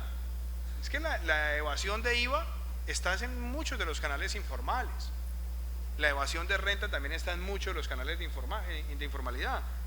Y aquí hay un tema que ustedes han discutido mucho y en el cual nosotros también tenemos compromiso que ayuda. Si nosotros tenemos una agenda para reducir el número de efectivo en la economía, pues obviamente tenemos mejores instrumentos de fiscalización, de monitoreo y de llegar a donde están los núcleos oscuros, donde hay mayor vínculo con canales oscuros o no formales o ilegales, etcétera. También creo que hay que tener tomar una política, y en eso yo coincido con lo que ha planteado Ángel Custodio. Definamos una buena actualización catastral en el país y que las transacciones se hagan a través de los medios electrónicos y bancarios, para no seguirle haciendo esguinces a los valores que están en el catastro y a los que están en materia comercial. Yo creo que muchos de ustedes conocen, para dar una anécdota, el Peñón en Girardot. Casas que comercialmente valen 1.000, 2.000 millones de pesos y que en el catastro aparecen por 350, por 400. Esa actualización es necesaria, y eso es para que empecemos a jugar limpio en la sociedad. Creo que el tema de simplificación tributaria también ayuda. El Estatuto Tributario colombiano tiene, creo que, el mismo número de palabras que la riqueza de las naciones de Adam Smith, y por eso los contadores pues son tan especiales y tan necesarios. Una simplificación del estatuto tributario también ayuda a tener una mejor cultura de tributación y de cercanía con la legalidad. Y en el tema de la penalización, es que yo creo que aquí muchas veces en Colombia esto a mí me encanta, porque para unas cosas pedimos cárcel y para otras cosas sí estamos dispuestos a relativizar la cárcel. Entonces nosotros pedimos cárcel para los evasores de impuestos, cárcel para los feminicidas, pero en aras de una negociación, entonces no, cárcel para esos señores máximos responsables de ciertos crímenes, no. Yo creo que esa relativización de la penalización en Colombia no la podemos seguir teniendo, y más en estos discursos. Y creo que aquí lo que necesitamos es contundencia de la autoridad tributaria realmente para llegar de su zona de confort de fiscalizar al que paga. Pero también creo que la DIAN tiene una obligación con los colombianos, con los que pagan. Nosotros no podemos seguir viendo más empresas que tienen que estar en actitud mendicante y haciendo peregrinación a la DIAN para que le devuelvan el IVA. Empresas pequeñas y medianas, 12 meses para que les devuelvan un IVA. Un sistema tributario se basa en la confianza, y así como esperamos de la DIAN para fiscalizar a los que no pagan, también esperamos de la DIAN que le cumpla a los que pagan a tiempo. Muchas gracias.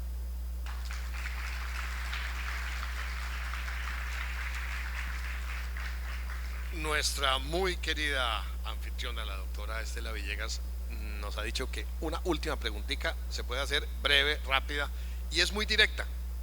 Creo que de alguna manera ya el doctor Ángel Custodio sugirió su respuesta, por lo menos la de él, quiero decir.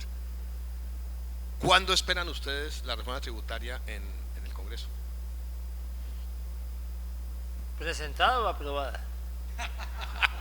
No le pido tanto, presentada. Aprobada el 16 de diciembre del 2016. Sin este.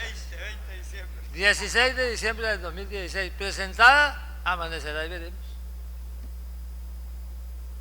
Doctor Ángel Custodio. No, yo ya di más o menos, el gobierno ha hablado de esas fechas más o menos, 15, 20 de diciembre, de septiembre, y efectivamente la fecha, siempre las reformas tributarias se aprueban el 20 de diciembre. Doctor Iván. Yo creo que la reforma tributaria es una víctima de las FARC, y obviamente hasta que el gobierno no esté dispuesto a hacer lo que patrióticamente necesita, que es abrir este debate, eso no va a llegar sino hasta después de octubre, y eso me parece que sería una irresponsabilidad. Yo espero, de verdad, ojalá la presentaran lo más pronto posible. como digo, estamos dispuestos a dar un debate patriótico, pensando en lo que el país necesita, pero a que la hagan ya, porque en 8 semanas, que es lo que yo me temo, entre octubre y el mes de diciembre, una reforma estructural lo único que va a terminar siendo es un pañito de agua tibia y dejarle la próxima reforma a quien llegue al Ministerio de Hacienda en el 2018. Doctor Antonio. Un vainacito, para que terminemos. No, es una víctima de la polarización que ha producido el proceso de paz, no tanto de las FARC, más bien de los del no.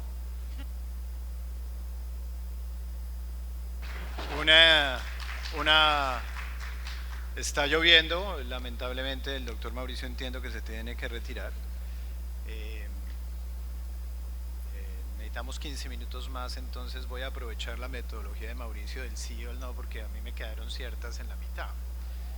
Entonces, senador Navarro, y enseguida, no me quedó muy claro el tema de NIF. NIF sí, NIF no, para efectos tributarios. NIF sí, claro, por supuesto. Yo estoy totalmente de acuerdo en que eso se adopte en el tiempo más breve posible. Por supuesto, NIF sí. Lo había dicho anteriormente, las NIF van hacia allá, lo que pasa es que en nuestras propias normas le dimos 4 años para que esto se acoplara. Hoy vamos hacia esa situación, pero no estamos preparados y es por eso parte de la demora de la reforma tributaria esa situación hoy. Hoy a todos los contribuyentes, y aquí les hiciera la pregunta, les debió haber llegado una solicitud de la DIAN solicitando una información para efectos contables. Hoy las NIF son una realidad, pero tenemos que ir poco a poco, ir adaptándola a todo lo que hoy ocurre. Los contadores tenemos diferencias fuertemente frente al tema tributario, pero hoy las NIF son obligatorias, vamos en esa línea. Yo creo que más adelante seguramente van a ser la base tributaria, tenemos que construirla, pero en esta reforma no las veo. El otro día estaba leyendo un artículo de un exdirector de la DIAN que decía ni fu ni fa. Y yo creo que el tema que acontece con las NIF es este. Los ingresos de la reforma tributaria que se presenta, eso es importante, este año solamente se van a ver reflejados a partir del año 2018. Eso es lo que han planteado los expertos, lo que ha planteado el gobierno. Entonces, tenemos 2 años para hacer esa transición. El tema es que una transición hecha a la carrera, todavía no hay ninguna fuente que sea capaz de decir que las expectativas de recaudo de renta, inclusive las que plantean los expertos con las NIF, se van a cumplir, porque eso implica unas modificaciones contables en las empresas. Entonces yo creo NIF sí, pero NIF a partir de un corte, y yo creo que ese corte debería ser 2018. Seguimos con la metodología de sí o no y después le damos la palabra a honorables senadores que están ahí. Temas de exenciones, y aprovechando aquí la presencia de Camacol, siendo uno de los temas de motor de la economía con un contenido social marcado, el tema de BIS. Hay una serie de exenciones relacionadas con el tema de BIS en vivienda que me parece muy importante, a título personal lo hablo, mantener. Quisiera la opinión en ese sentido, doctor Navarro. Bueno, en general, el estatuto tributario no solamente tiene más letras que el libro de Adam Smith, sino que tiene más agujeros que un torador. Es una verdadera, es un verdadero rosario de extensiones, deducciones y beneficios. Por eso a mí sí me gusta la idea general de la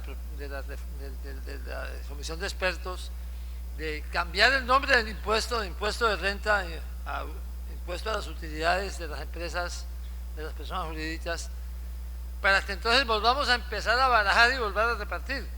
Desaparezcan todos esos beneficios y empecemos a decidir cuáles sí, cuáles no, otra vez desde el principio. Y bueno, ya decía yo en la presentación que los expertos proponen 5, 4, y habrá que ver algunas adicionales, pero es mucho mejor ese método que la situación actual, en que es imposible ponernos a corregir eliminando deducciones, exenciones y beneficios, porque son tantos y tan elaborados y complejos que no funcionan. Entonces yo digo, sí, habrá que tener algunas deducciones, algunos descuentos, pero vamos discutiéndolos uno por uno, pero mientras menos haya mejor, porque el beneficio es para el promedio de las empresas. Se disminuyen las deducciones y los beneficios y eso permite bajar la tarifa del impuesto de renta o del impuesto a las utilidades, de manera que en general eso, y discutiremos una por una. Muchas gracias, doctor Ángel Custodio, por favor. No, yo siempre he sido partidario de algunas exenciones tributarias. En el tema de la industria de la construcción, el que diga hoy que vamos a eliminar las exenciones tributarias, yo abro los ojos. Es muy complejo cuando el motor de la economía en ciertos sectores hoy la están jalonando. Entonces, si uno dice vamos a cortar aquí ya esa gasolina, ¿cómo quedamos? Yo siempre he defendido esa situación porque, primero que todo, el tema del empleo. Segundo, todo lo que tiene que ver con todo el tema macroeconómico en las diferentes regiones y la competitividad hoy. En el tema específico de vivienda de interés social y en todo lo que tiene que ver con, por ejemplo, en el tema de las cuentas AFC, ¿cómo lo vamos a quitar?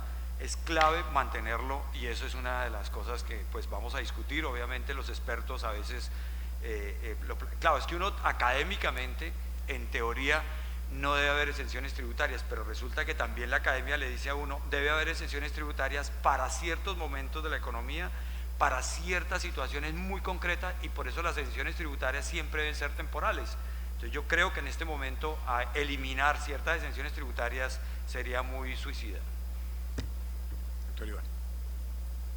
Yo he hecho una reflexión en las últimas semanas con colegas del Senado, con amigos de la banca, analistas económicos, y sobre las exenciones y los incentivos tributarios en Colombia. Y quiero empezar por esto. Aquí hemos hablado de renta y hemos hablado de renta y dividendos. Y resulta que cuando usted empieza a mirar la combinación, porque por supuesto hay países que tienen impuestos a los dividendos, pero tienen una menor tarifa de renta. Cuando uno mira la combinación en Colombia, y esto es lo que a mí me parece a veces preocupante, que para alguien sea más rentable tener la plata invertida en TES que en desarrollar una inversión de largo plazo productiva, amerita hacer una reflexión sobre el tipo de estructura económica que tenemos. Porque si nosotros miramos las 10 empresas más grandes del país, las 15 empresas más grandes del país, hay muchas empresas cuyo ROE en los últimos 4 años ha estado por debajo de la rentabilidad de un TES con una gran capacidad productiva instalada. Entonces yo creo que cuando uno mira el entorno colombiano, donde tenemos uno de los costos de energía más altos de América Latina, de kilovatio para la industria, que tenemos uno de los costos logísticos más altos de las 7 principales economías de América Latina, que tenemos una alta carga tributaria, inseguridad jurídica, no enumere muchas de las vicisitudes que tiene Colombia, nosotros no podemos ser tan olímpicos de simplemente decir de tajo, quitemos los incentivos a la inversión. Creo que hay que racionalizarlos, creo que hay que mirarlos y hay que hacer un examen de cuáles incentivos están sobrepremiando la inversión y cuáles son necesarios para mantener la inversión en los sectores clave. Yo no entraría a jugar con la construcción. Yo creo que nosotros necesitamos mantener un sector de la construcción activo, porque además es un vehículo de ahorro en la sociedad, es un vehículo de inversión en la sociedad, es un vehículo también de formalización en la sociedad. Entonces, frente a la pregunta concreta, empecé a 30.000 pies de altura y le termino diciendo, no entro a jugar en quitar esos incentivos. Muchas gracias. Entonces cedo la palabra a los senadores presentes. Si quieres micrófono, por favor. Muchas gracias. No, yo quisiera hacer unos comentarios varios a todas estas exposiciones maravillosas que hemos escuchado. Pero lo primero que quisiera decir es que el problema fiscal de un país no solamente se puede resolver por la vía tributaria ni por la vía de la disminución de los gastos. Hay que resolverlo generando riqueza, crecimiento. Y eso se logra cuando permitimos unas reglas claras para que el sector privado actúe y unas políticas públicas que incentiven esa actuación, que incentiven la inversión. Cuando es el sector público el que predomina en la inversión y en el gasto, por lo general no se crea más riqueza, por lo general se crea más pobreza. Entonces me parece a mí que como complemento a toda esta estrategia de la reforma tributaria estructural, hay que tener presente eso. Esa propuesta del senador Iván Duque, que existió hasta hace muy poco, la devolución de los impuestos en la adquisición de los bienes de capital, eso iba transformando este país y de un momento a otro se paralizó. La ley de seguridad jurídica se arrasó con ella en la ley 1607. Los contratos de estabilidad tributaria se desconocieron totalmente, hasta el punto que, por el solo hecho de cambiarle el nombre al impuesto, de impuesto de patrimonio a impuesto a la riqueza, gravaron una cantidad de contribuyentes que ya tenían un contrato de estabilidad tributaria firmado por eso. Entonces, ¿cuáles son las consecuencias? Que se va la inversión, se van los chilenos, se van los almacenes de cadena y nos quedamos aquí con nuestras políticas equivocadas. La DIAN no ha disminuido los recaudos tributarios, los ha aumentado vertiginosamente. Este año vamos a cerrar con más de 126 billones de pesos de recaudos tributarios. O sea que el problema no está tanto en el recaudo mismo, sí en la evasión, sí en la elusión. Y aquí tocaron algunos temas combinadamente: eliminar exenciones, beneficios y descuentos tributarios. Esos son categorías diferentes. Una cosa es una exención, una cosa es un beneficio y una cosa es un descuento tributario. Eso no es lo mismo. Y una cosa se diferencia de la otra. Por eso los beneficios tributarios, porque el informe de la Comisión de Expertos concluye, por ejemplo, que hay que acentuar más la tributación de las personas naturales. Si no le fuera suficiente lo que ya pasó con la ley 1607 y con la creación del Talimán y del IMAS y del régimen ordinario, que llevó a las personas naturales de cierto nivel de ingresos a tributar una tasa muy superior a la de cualquier sociedad o persona jurídica, muy superior. O sea que yo creo que ahí no están los elementos estructurales. Que más contribuyentes lleguen, perfecto. Que más sectores se graben, perfecto. Pero, por ejemplo, aquí no se ha tocado el tema capítulo sustantivo, entidades sin ánimo de lucro, cooperativas, fundaciones y asociaciones sin ánimo de lucro. La fuente de evasión en que se ha constituido ese sector me parece que debe merecer un capítulo aparte. Y tocaron aquí el tema de las normas de información financiera. Eso es un sistema necesario, pero no estamos preparados para ese tránsito tan rápido, tan raudo. Estamos aumentando unas bases gravables inexistentes. Eso va a aumentar la tributación per se, pero eso lo va a aumentar es por la forma de la contabilización que se le va a hacer a los ingresos, a los activos, a los estados de resultados, a los estados de origen y aplicación de fondos, a los bienes de capital, a los activos corrientes. Eso es una cosa compleja que va a aumentar la tributación. Y yo pregunto, ¿quién es el que la va a pagar? Pues el sector privado. Yo no sé por qué hasta ahora no he escuchado yo que propongan posponer esas normas de información financiera. A la única persona que le escuché eso fue al director de Asobancaria. Todo el mundo está feliz con el tema y no sé si es que no han hecho los cálculos. Cualquier contador se los hace para que los asuste. Y en el tema este de los dividendos, a mí me parece que es un tema para reestudiar, para analizar. No creo que se justifique 1 billón de pesos de mayor valor del recaudo para el mensaje que eso comporta. Yo los invitaría mejor a estudiar otro tema. Comparemos cuáles son las rentas de trabajo y cuáles son las rentas de capital. Hagamos esa comparación, a ver qué resulta ahí. Porque no constituir renta ni ganancia ocasional, por ejemplo, los ingresos obtenidos en la compraventa de acciones, eso suena muy bonito, pero eso suena bonito para cuando el inversionista es institucional, pero eso suena feo cuando el inversionista es un especulador que compra por la mañana y vende por la tarde, o es que será lo mismo. Y ahí hay unas grandes cantidades de dinero que se escabullen porque no constituyen renta ni ganancia ocasional comprar a 100 y vender a 200. eso no constituye renta ni ganancia ocasional. Hágalo, acéptelo, pero para los inversionistas institucionales, para los que conserven las acciones adquiridas 1 mes, 2 meses, 5 meses, pero aquí hay gente que compra por la mañana y vende por la tarde, se enriquece a través de ese mecanismo y no paga un solo peso. Ese es mucho más técnico que pensar en un impuesto a los dividendos, como por ejemplo. Y otra cosa que es totalmente antitécnica, ¿cómo tenemos nosotros un impuesto a la riqueza? Es que eso es vetusto, eso desestimuló la inversión, eso acabó con la iniciativa privada. Lo dijimos en el Congreso muchas veces, pero allá se aprobó. ¿Cuál fue la consecuencia? Estamos pagando impuesto a la riqueza. ¿Quiénes lo pagan?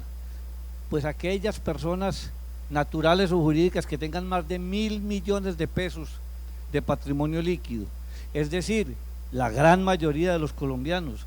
¿Qué tal las empresas públicas de Medellín que tenían contrato de estabilidad tributaria y ahí les están clavando 800.000 millones de pesos de impuesto a la riqueza? ¿De dónde salen esos 800.000 millones de pesos? No tiene que ser uno muy inteligente para saber que salen de las tarifas. ¿Y quiénes son los que terminan pagándolo? Pues los pobres, los más débiles. O sea que yo creo que esta reforma tributaria estructural merece mucha más profundidad y que el gobierno realmente tenga la capacidad, porque como dice el senador Iván Duque, esa reforma está secuestrada en La Habana. Ellos no la presentan porque ellos saben que si ponen una reforma tributaria, el plebiscito se les fue al suelo. Pues hoy lo tienen en el suelo, pero seguramente hay que seguir ahí. Muchas gracias.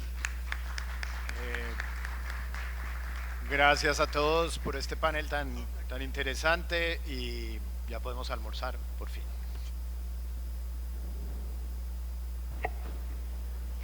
Muchas gracias a nuestros participantes de este módulo.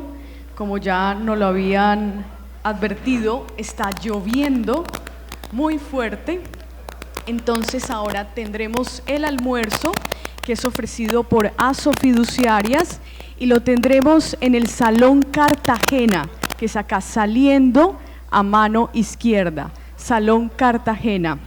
Y para acompañar ese almuerzo, qué mejor que un vino de una marca con una larga historia y tradición, como lo es Marqués de Casa Concha, vino premium de la viña Concha y Toro, que maridará su almuerzo en esta ocasión. La cepa que probaremos es Chardonnay 2013 del Valle del Limarí, elegido muy especialmente para los platos que probarán a continuación.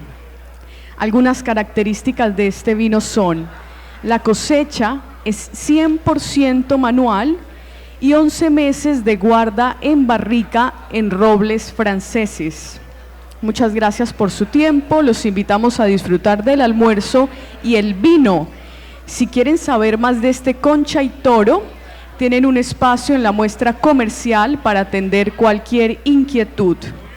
Los esperamos después del almuerzo a las 2:15 de la tarde. 2:15 de la tarde. Estaremos premiando su puntualidad. Tendremos la rifa de nuestra botella de vino premium de la viña de Concha y Toro. La cepa es Chardonnay 2013 del Valle del Limarí. Cuando regresemos tendremos el estudio Una visión de la industria de fondos de inversión colectiva en Colombia. También tendremos la charla del ministro de Hacienda y Crédito Público, Mauricio Cárdenas Santamaría. Por favor, no olviden portar la escarapela, no olviden sus objetos personales. Nos encontramos unas gafas en el suelo si alguien las va a reclamar.